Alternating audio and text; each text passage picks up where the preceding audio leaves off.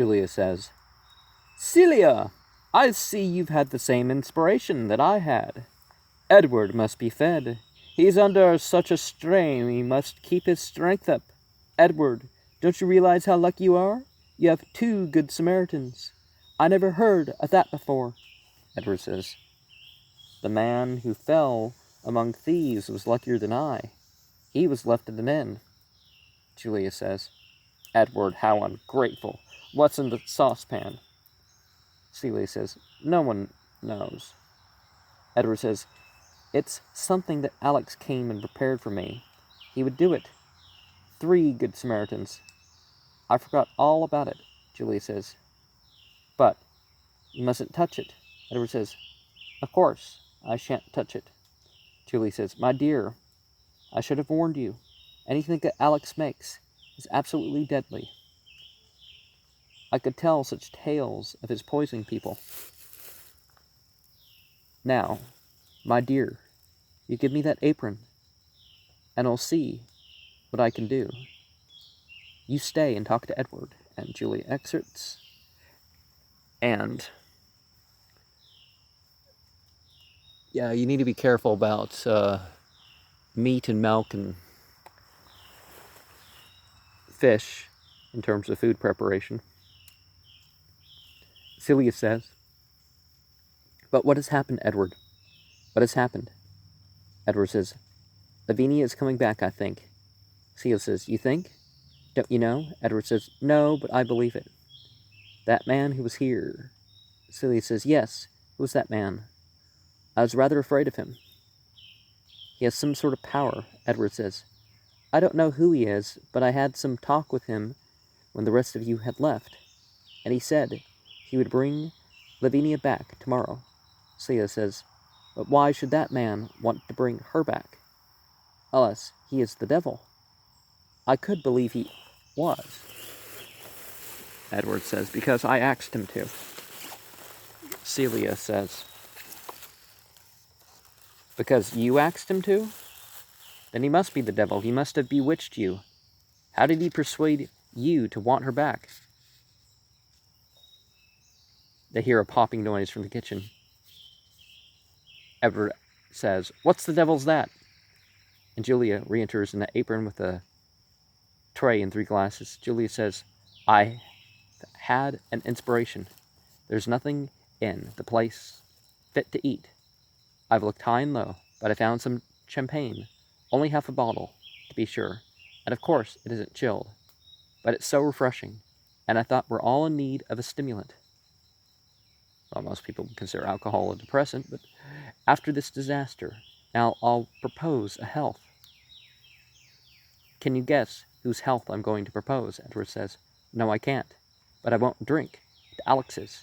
Julia says, Oh, it isn't Alex's. Come, I'll give you Lavinia's aunt. You might have guessed it. Edward and Celia say, Lavinia's aunt? Julia says, Now the next question is, what's to be done? That's very simple. It's too late, or too early, to go to a restaurant. You must both come home with me. Edward says, No, I'm sorry, Julia. I'm too tired to go out, and I'm not at all hungry. I shall have a few biscuits. Julia says, You must come and have a light supper with me. Something very light. Celia says, Thank you, Julia. I think I will, if I may follow you. In about 10 minutes before I go, there's something I want to say to Edward. Julia says, About Lavinia? Well, come on quickly and take a taxi. No, you're looking absolutely famished. Good night, Edward. And Julia exits.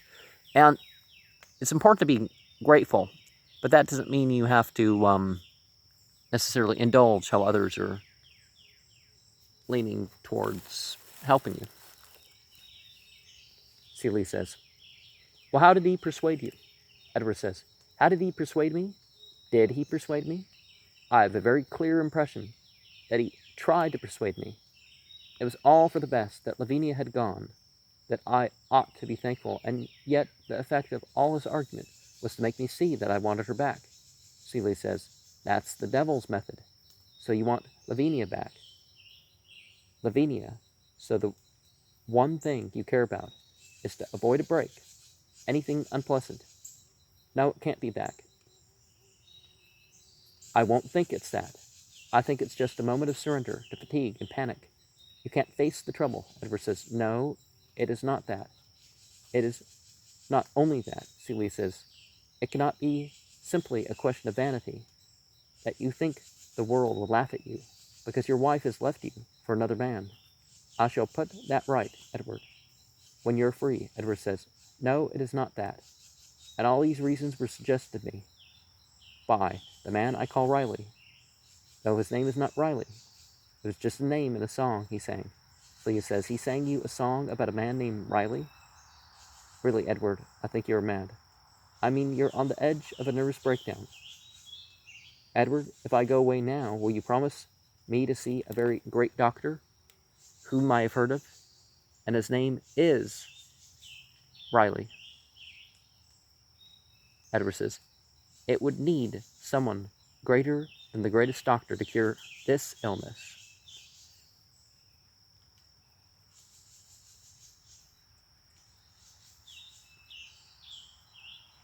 Yeah, psychologists can't cure everything. Celia says, Edward, if I go now, will you assure me that everything is right, and that you do not mean to have Lavinia back, and that you do mean to gain your freedom, and that everything is all right between us? That's all that matters, truly, Edward. If that is right, everything else will be, I promise you. Edward says, no, Celia. It has been very wonderful, and I'm very grateful.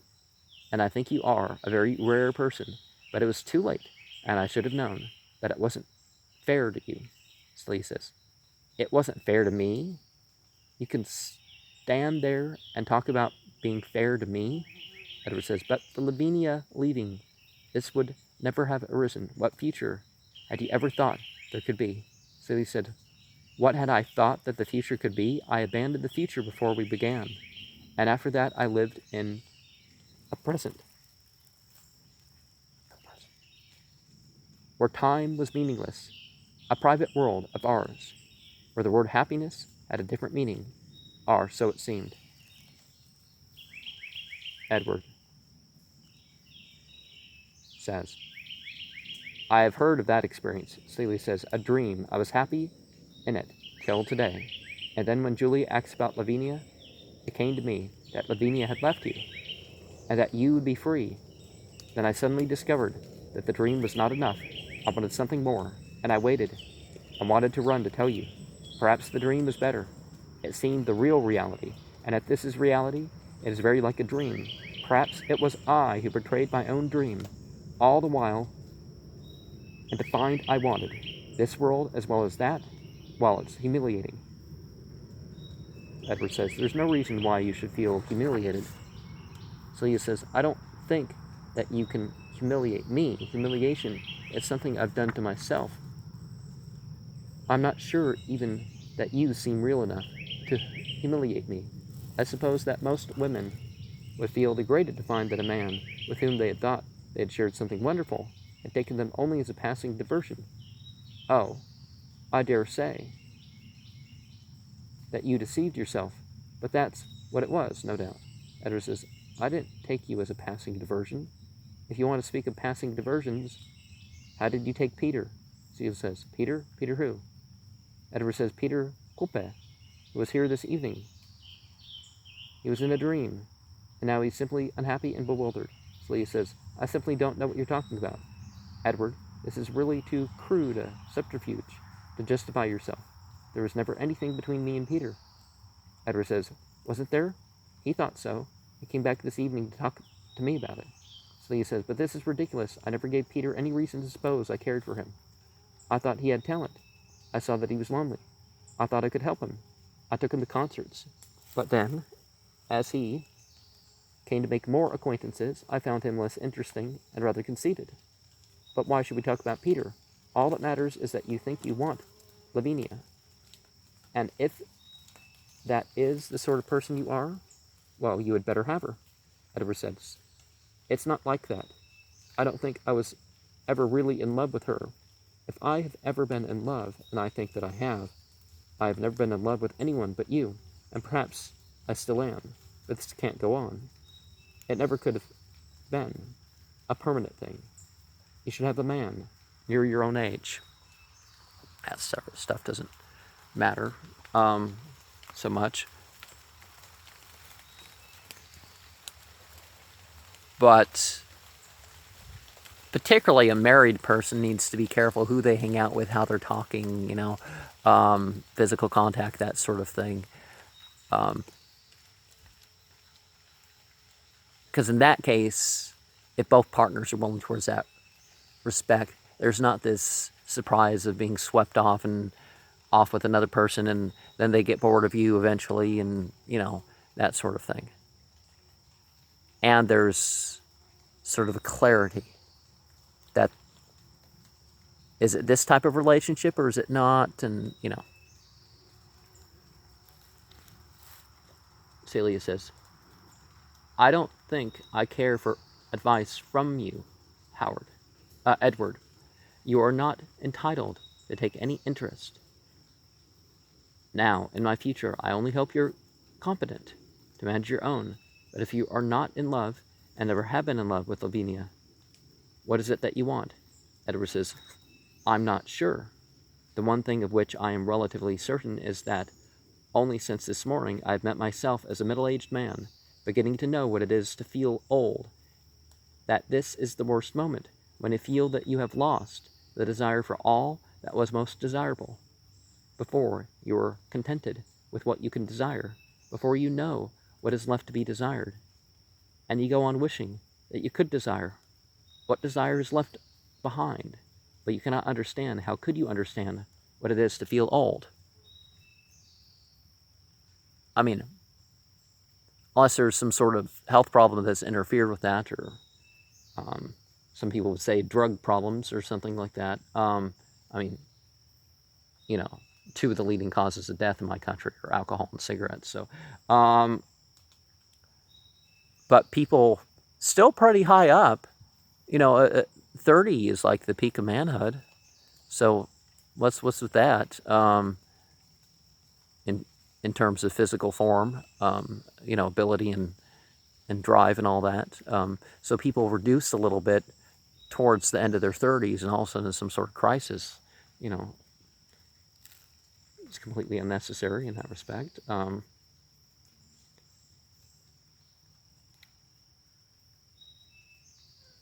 Or by 40 or something, I think. I don't know how old he is.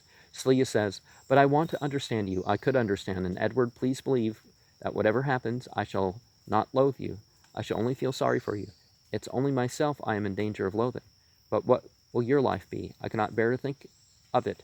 Oh, Edward, can you be happy with Lavinia?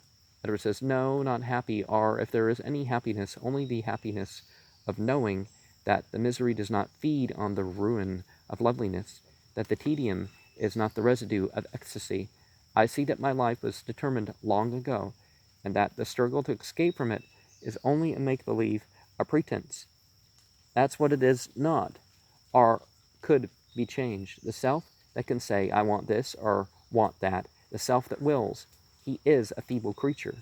He has to come to terms in the end with the obstinate, the tougher self who does not speak, who never talks, who cannot argue, and who in some men may be the guardian, but in men like me, the dull, implacable, the indomitable spirit of mediocrity. The willing self can contrive the disaster of this unwilling partnership, but can only flourish in submission to the rule of the stronger partner. Celia says, I'm not sure, Edward, that I understand you, and yet I understand as I never did before. I think I believe you are being yourself, as you never were before with me. Twice you have changed since I have been looking at you. I looked at your face, and I thought that I knew and loved every contour, and as I looked, it withered as if I had unwrapped a mummy.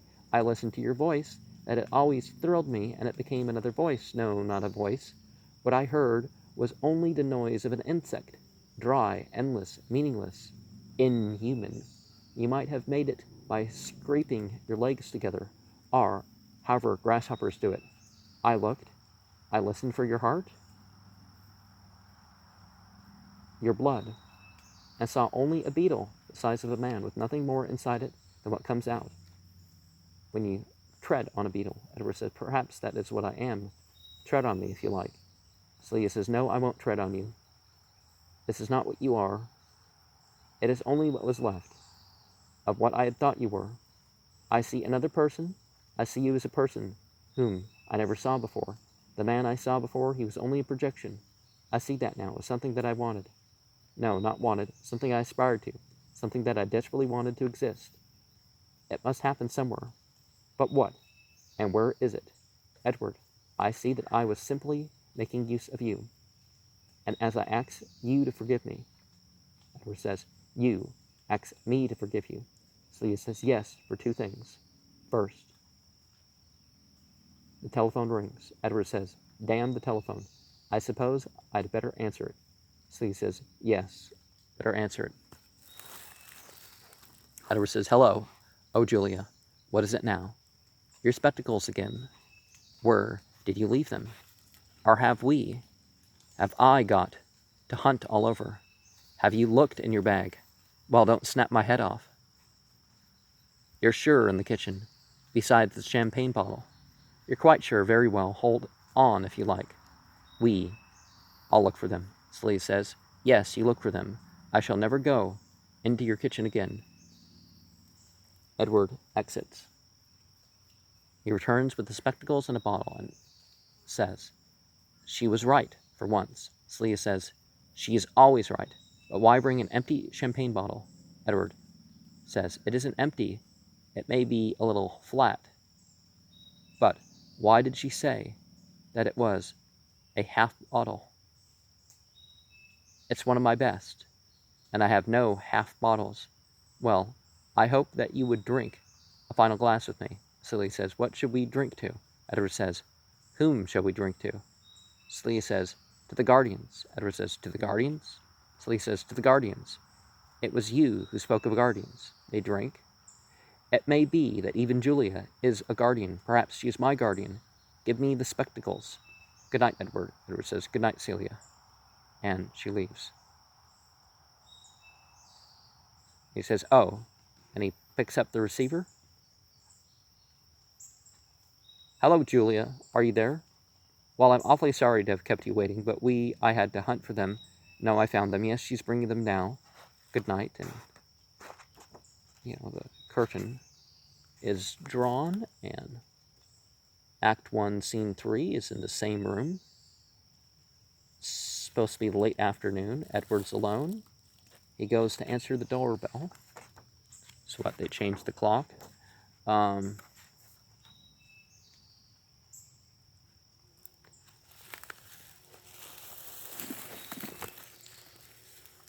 Edward says, oh, good evening. And the unidentified guest enters and says, good evening, Mr. Chamberlain. Edward says, well, may I offer you some gin and water? The unidentified guest says, no, thank you. This is a different occasion. Edward says, I take it that, as you have come alone, you have been unsuccessful. The unidentified guest says, not at all. I've come to remind you. You have made a decision. Edward says, are you thinking that I may have changed my mind? The unidentified guest says, no. You will not be ready to change your mind until you recover from having made a decision. No, I have come to tell you that you will change your mind, but that it will not matter. It will be too late. Edward says, I have half a mind to change my mind right now, to show you that I am free to change it. The unidentified guest says, you will change your mind, but you are not free. Your moment of freedom was yesterday. You made a decision. You set in motion forces in your life and in the lives of others, which cannot be reversed. That is one consideration. And another is this.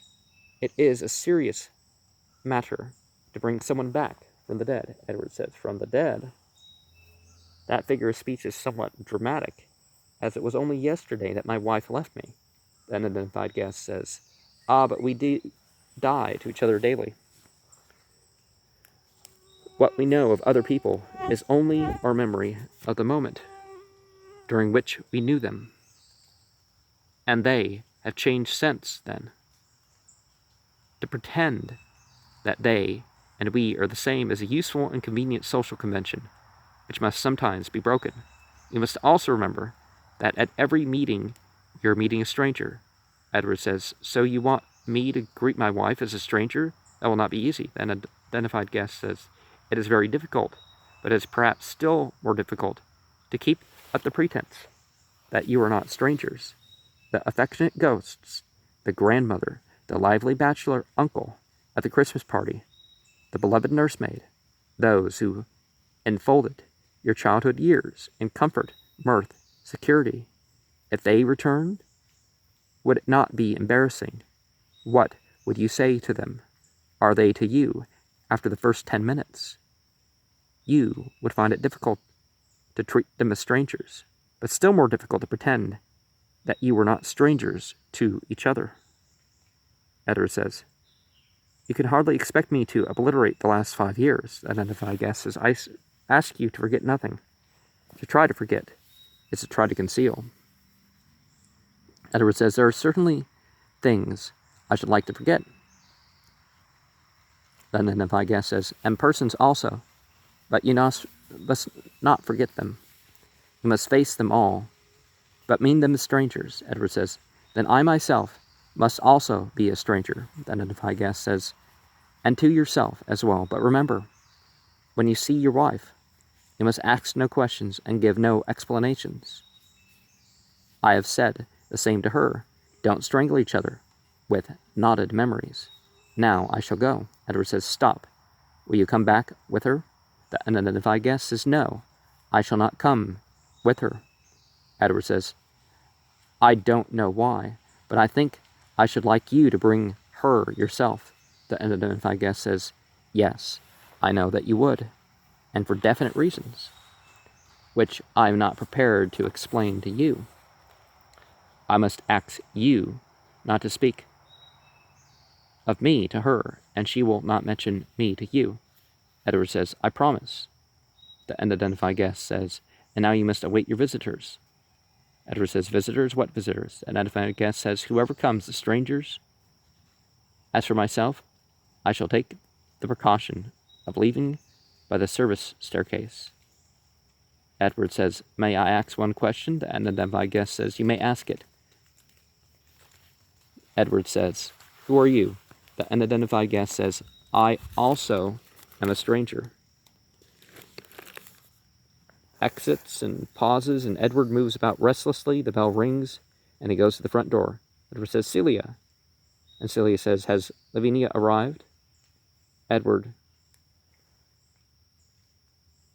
says, Celia, why have you come? I expect Lavinia at any moment. You must not be here, says Edward. Celia says, because Lavinia asked me. Edward says, because Lavinia asked you? Celia says, well, not directly. Julia had a telegram asking her to come and to bring me with her. Julia was delayed and sent me on ahead. Edward says, it seems very odd, not like Lavinia. I suppose there is nothing to do but wait. Won't you sit down? Celia says, thank you, and pauses. Edward says, oh my God, what shall we talk about? We can't sit here in silence. I don't like how people use that as an explicitive. Celia says, oh, I could. Just looking at you, Edward. Forgive my laughing. You look like a little boy who's been sent for to the headmaster's study and is not quite sure what he's been found out in. I never saw you so before. This is really a ludicrous situation. Edward says, I'm afraid I can't see the humorous side of it. Celia says, I'm not really laughing at you, Edward. I couldn't have laughed at anything yesterday, but I've learnt a lot in 24 hours. It wasn't a very pleasant experience. Oh, I'm glad I came. I can see you at last as a human being. Can't you see me that way too? And laugh about it? Edward says, I wish I could. I wish I could understand anything. I'm completely in the dark. Celia says, but it's all so simple. Can't you see that? And the doorbell rings, and Edward says, there's Lavinia. Going to the front door, Peter. And Peter enters and says, where's Lavinia? Edward says, don't tell me that Lavinia sent you a telegram. Peter says, no, not to me, but to Alex. He told him to come here and to bring me with him. He'll be here in a minute. Celia says, Celia, Celia's not talking yet. Have you heard from Lavinia too? Or am I interrupting? And Celia says, I've just explained to Edward I only got here this moment myself that she telegrammed to Julia to come and bring me with her. Edward says, I wonder whom else Lavinia has invited. Peter says, why, I got the impression that Lavinia intended to have yesterday's cocktail party today, so I don't suppose her aunt too can have died. Edward says, what aunt? Peter says, the aunt you told us about, but Edward, you must remember our conversation yesterday. Edward says, of course. Peter says, I hope you've done nothing about it. Edward says, no, I've done nothing. Peter says, I'm so glad, because I changed my mind. I mean, I've decided that it's all no use. I'm going to California. Celia says, you're going to California? Peter says, yes, I have a new job. And how did that happen? Overnight? Says Edward.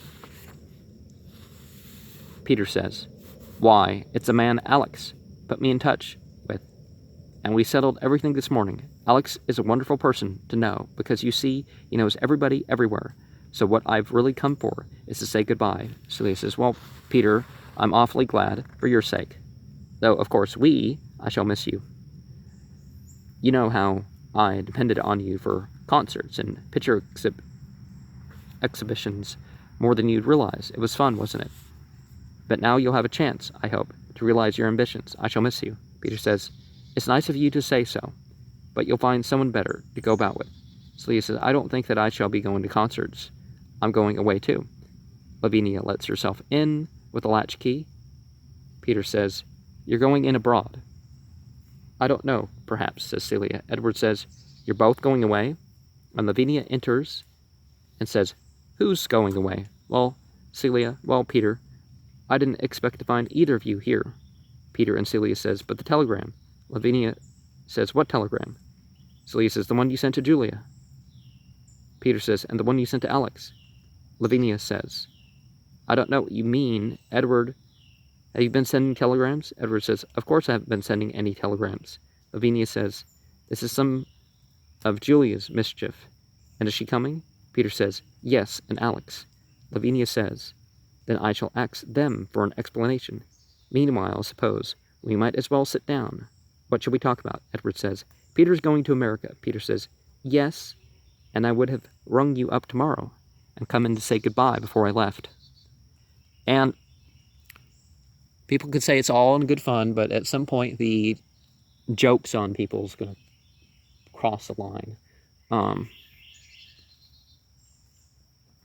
Lavinia says, and Celia's going too? Was that what I had heard? I congratulate you both. To Hollywood, of course. How exciting for you, Celia. Now you'll have a chance, at last, to realize your ambitions. You're going together? Peter says, we're not going together. Celia's told us she was going away. But I don't know where. Lavinia says, you don't know where? And do you know where you were going yourself? Peter says, yes, of course. I'm going to California. Lavinia says, well, Celia, why don't you go to California? Everyone says it's a wonderful climate. The people who go there never want to leave it. Celia says, Lavinia, I think I understand about Peter. Lavinia says, I've no doubt you do. Celia says, and why is he going? Lavinia says, I don't doubt that either. Celia says, and I believe he's right to go. Lavinia says, oh, so you advised him. Peter says, she knew nothing about it. Celia says, but now that I may be going away somewhere, I'd like to say goodbye as friends. Lavinia says, why, Celia? But haven't we always been friends?